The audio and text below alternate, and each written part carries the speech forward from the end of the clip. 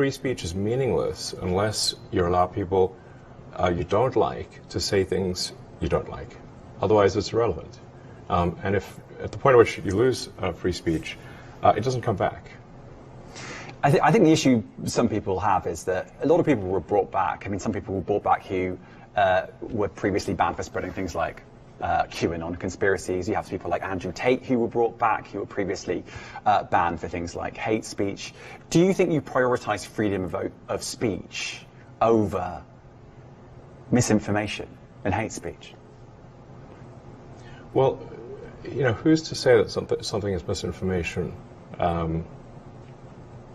Who's the arbiter of that? Is it the BBC? You're literally asking me? Yes. Well, no, you are the arbiter on Twitter, because you own Twitter. Yes, I'm saying who is to say that one person's misinformation is another person's information? At the point at which you say that there is this is misinformation, like who is going to decide that? You accept that misinformation can be dangerous, that it can cause real-world harms, that it can potentially cause... Yeah, so the point I'm trying to make is that the BBC itself has, at times, published things that are false.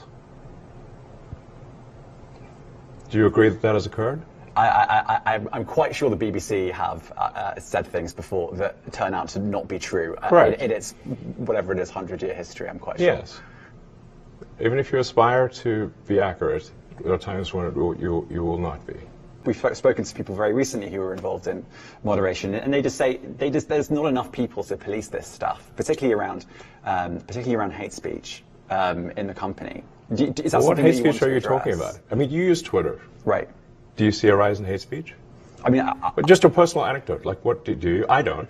Personally, for you, I would see I get more of that kind of content. Yeah, personally, but I'm not going to talk to the rest of for the rest of Twitter. So you see more hate speech personally?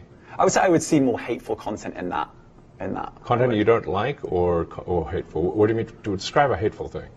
Yeah, I mean, you know, just content that will solicit a reaction, something that may include something that is slightly racist or slightly sexist, those kinds of things. So you think if something is slightly sexist, it should be banned? No, is that what you're saying? I'm not saying anything. I'm saying. Well, I'm just curious. I'm trying to understand what you mean by hateful content. And I'm asking for specific examples. And you just said that if something is slightly sexist, that's hateful content. Does that mean that it should be banned? Well, you've asked me whether my feed, whether it's got less or more. I'd say it's got slightly more. That's why I'm asking for examples. Can you name one example? I honestly don't use. Honestly, I you don't. can't name a single example. I'll tell you why. Because I don't actually use that for you feed anymore. Because I just don't particularly like it. But you said actually, a lot of people are quite similar. I only look at hang on a second. my You said you've seen more hateful content, but you can't name a single example, not even one. I'm not sure I've used that feed for the last 3 or 4 weeks. And then how did you see the hateful content? Because I've been using Twitter since you've taken it over for the last 6 months. Okay, so then you must have at some point seen for you hateful content. I'm asking for one example. Right. And you can't give a single one. And I'm saying then I say, sir, that you don't know what you're talking about. Really? Yes, because you can't give me a single example of hateful content, not even one tweet, and yet you claimed that the hateful content was high. Well, that's false. No, what I claimed... You just lied. What I claimed was there are many organizations that say that kind of information is on the rise. Now, whether it has on my feed or not... I mean, right, and literally you can look at something one. like the Strategic Dialogue Institute in the UK. They will say that. So look, people will say all sorts of nonsense. I'm literally asking for a single example, and you can't name one. Right, and as I've already said, I don't use that feed. But then how would you know that? I don't think this is getting anywhere. You literally said you experienced more hateful content, and then couldn't name a single example. Right, and as I said, that's absurd. I haven't actually looked at that feed. Then how would you know this hateful content? Because I'm saying that's what I saw a few weeks ago. I can't give you an exact example. Let's move on. We only have a certain amount of time. Wow. COVID misinformation. You changed the COVID misinformation. Has rules. BBC changed its COVID misinformation? The BBC does not set the rules on Twitter, so I'm asking you. No, I'm talking about the BBC's misinformation about COVID.